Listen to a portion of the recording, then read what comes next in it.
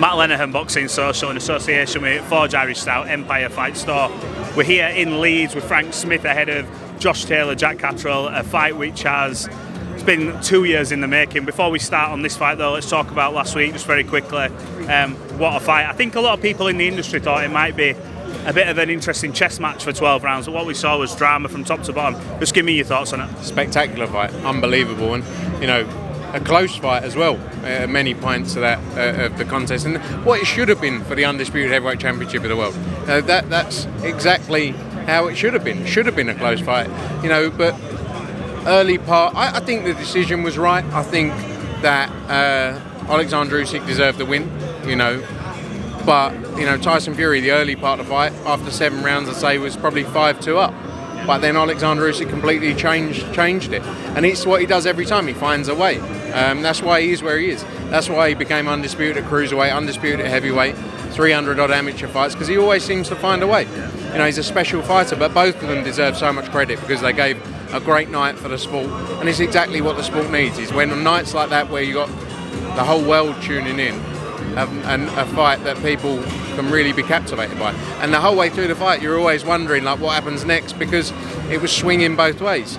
Tyson Fury's an entertaining fight character in and out the ring, isn't it? Like when he was sort of playing about a bit in the ring. He does that in all the big fights. So I don't get the criticism. Like everyone were criticising. I think he did it against Wilder, Klitschko. That's just him, isn't it? It's part and parcel of the image, isn't it? But at the same time, when you're in against someone as good as Oleksandr Usyk, it doesn't always work out. But like I say, I think he was well ahead, just over the halfway point of that fight. But Oleksandr Usyk showed why he's in the position he is, and I think you've got to put Oleksandr Usyk as number 1 pound for pound right now in the sport. Above Terence, Crawford, above Ngannou. I think so. I think look at what he's done, undisputed at cruiserweight. Everyone said, how's he then going to come up to heavyweight with that? Look at the size difference as well between them, and it just shows actually size. When you got that skill, it doesn't always play into it. So you think, obviously, like for a Terence Crawford now, who has long been talked about moving up in weight to fight Canelo, you'd make Terence a game opponent for a Canelo based on the size doesn't matter rule? I think sometimes at those weights it maybe can make it's a big old jump, but at the same time Canelo's Terence Crawford's a special fighter as well. So credit to all of them for taking these fights, for challenging themselves. Same when Canelo Alvarez fought Dimitri Bivol. So credit to all these fighters for taking challenges, but Tyson Fury and Oleksandr Usyk, credit for those guys taking the fight, getting in there, delivering a special night for the sport of boxing, which is just going to benefit the whole sport. I've seen a lot in the aftermath regarding the corner work of the Fury side of it. I think there was Andy Lee, Sugar Hill, John Fury. It's come under criticism in certain quarters. What do you make of that? Obviously, there's a lot of big personalities there. Andy Lee, former world champion, I'm sure we'll see him this week with Paddy Donovan. John Fury, we know what he's like kind of thing on Sugar Hill. What did you make of that? Did you think it worked on reflection? I don't know, I wasn't in the corner. I didn't actually watch it because obviously you can't. When you came back on the replays on the socials. But everyone's an expert, aren't they? Everyone's got an opinion afterwards. Look, Tyson Fury's gone through his career undefeated, been in some amazing nights in the sport, done amazing things in the sport, and that one night he loses, everyone then questions it. It's the world we're in, isn't it? I'm sure everyone will have a view, but the only person who can say is Tyson Fury. Because the only person who can sit there and say, actually, they got it wrong, or this, or like no one else can really have an opinion because he's done it. How many fights has he had? And been in amazing nights. He's gone right. It's the one. If he would have won, everyone would have been like, no one would have said a word. Which is the reality, in my opinion. He lost, so everyone questions that. He's the only person who can say, I need to improve X, Y, Z. I need to change this in my team. It's been sort of confirmed, not from him. We haven't seen him come out and say it, but allusions that look, he is going to take this rematch in October. A lot of people, when I spoke to, said, look, if he avoids that round that went badly wrong for him, he probably does end up winning the fight. Do you when you look at that now, you think there's enough there to suggest that in a rematch, Tyson Fury can come back and put on carefree performance where he avoids that round, he can go on. There's still enough there to suggest he can win a rematch. I think the best can all beat each other. That's the truth. Like the best can all beat each other in this sport on their best night. I think Oleksandr Usyk though is a special fighter who seems to find a way in every fight. But I do believe they're all so good, and that's how it should be. They can all on their best night beat each other.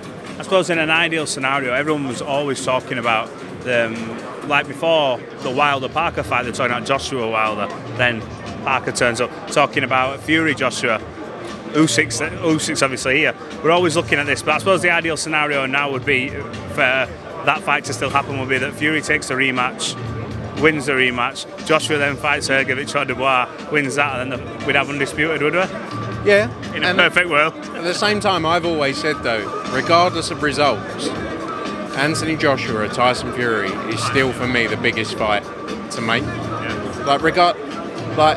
Don't get me wrong, Undisputed's great. But obviously, that's more from a fighter's perspective. But if I say to you, Anthony Joshua is fighting Tyson Fury, it's not Undisputed, you're still going to watch it. Yeah, you know, and that's the same for me. It's about two of the best coming together.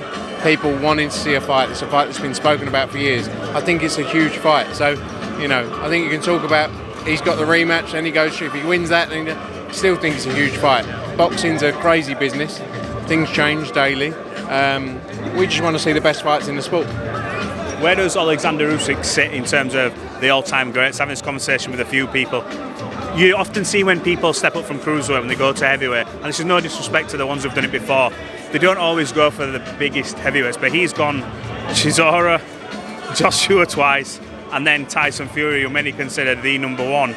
He's not took any easy routes to becoming, you know, the champion, and then he's become undisputed. So where does he sit when you talk about your Ali's, your Sugar Ray Leonards, and all these different fighters? I'll be honest, I haven't watched enough of all these old names. I'll be completely honest with you. I'm not going to sit here and lie and say I used to watch Ali when I was 12 years old. The modern day greats. No, but I think he's been on an unbelievable journey to do what he's done, and in amateur boxing as well, by the way. Yeah. We have like 300 fights or something like that. Yeah, well over 200. Yeah, it's wild. So I think he's done that, then gone undisputed cruiserweight, taken on the best as well. He hasn't just got vacant shots. He's taken on the best time and time again. He's proven himself time and time again. And right now he deserves so much credit. And like I say, I believe pound for pound number one in the sport right now. 100%. Well, let's talk about this fight week. A fight where big rematch has been asked for ever since the final bell went and the result got made. We actually are going to see it now. Josh Taylor requested the same weight. Had a bit of a delay en route to actually making it. I think we all got that feeling, is this ever going to happen? A bit like Fury Usyk, but we're here, fight week, off the back of Fury Usyk. How pumped are you just as a fan to see such a big fight in a city like Leeds where the atmosphere will be electric? Yeah, buzzing, and I can't wait for it. And I'm glad we're finally here because, like you say, a lot of people think, are we ever going to see this fight? Years and years in the making. And I'm glad Jack Catterall's getting his chance to avenge, that result, because he should have become undisputed champion that night. But this is his opportunity. Josh Taylor, respect him. He wanted it at 140. He didn't want anyone to give excuse. He wanted to go back in there on those terms. And look, a brilliant fight, and a fight that we needed. We wanted to deliver. It's a huge domestic clash. It's going to be an unbelievable atmosphere in there on Saturday night. And exactly the kind of thing we need, especially following Saturday. Great fights between the best, and looking forward to it. Who's got more to lose in this? I know Josh has been undisputed. He's already written in history. But you've got a guy like Jack Catterall who still hasn't had that carrot of being world champion, and he should have in many people's been undisputed. What does a loss for Josh Taylor do at this stage of his career, and vice versa, Jack Catterall? Are they both at different stages? I think if Josh Taylor was to lose, he'd probably look at retirement. I don't know, I don't speak for him, but when you look at what he's done in his career, becoming undisputed, when you look at the fights he's been in, he's made a lot of money, probably would look at retirement if he didn't get the win. Jack Catterall, I think, is probably a bit fresher still. But I don't think either of them are looking at a loss in this fight. I think everything's set on Saturday night, not looking beyond it. But I think, Josh Taylor, it'll be a tough one to come back for him. Well, look, another fight that got made, let's talk about this one. Johnny Fisher, Alen Babic. I think that is a barnstorming fight. I know when we talk about the fights on the big stage, but that it'll be absolutely rammed in London for this, and these two are just going to go at it. How excited are you just to see these two, the styles mesh like that? Yeah, can't wait, and it's exactly the kind of fight we need to make. That, like you say, that's a fight that people are going to get behind. The numbers from yesterday, the traction behind it was huge. Johnny Fisher's obviously built a massive name, huge ticket seller, but Alen Babic as well. He's got very well respected within the sport, and it's going to be a tear-up. For as long as it lasts, it's going to be a tear-up. And exactly the kind of fight Johnny Fisher needs as he steps through the ranks. You know, many people looked at Johnny Fisher at one point and were like, yeah, he sells big tickets, but how far can he go? He's a massive puncher, got a great chin, athletic, and I think we got massive opportunity with Johnny Fisher, you know, to take him a long, long way. But these are the kind of fights, the kind of step-ups he needs, especially from a pressure perspective as well, of headlining his first event in London. I think we're going to have 7,000 in there on July 5th. But it's brilliant. It's brilliant, and you know, it's going to be a great fight, and that's the key to it. It's entertaining fights that people want to see.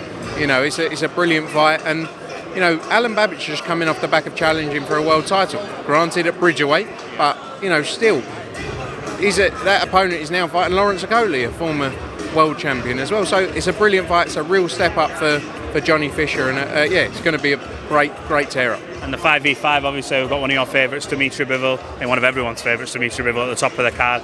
You getting a bit nervous about this forfeit now, or fully confident, look, that you're going to do the business for you boys? I've got lovely legs. I look wonderful in a maze outfit, but it's irrelevant anyway because I think we're going to win 9-0. Frank, let's catch up later on in the week and see how this fight week plays out. I appreciate you giving Box Social some of your time. Catch up soon. Cheers, pal.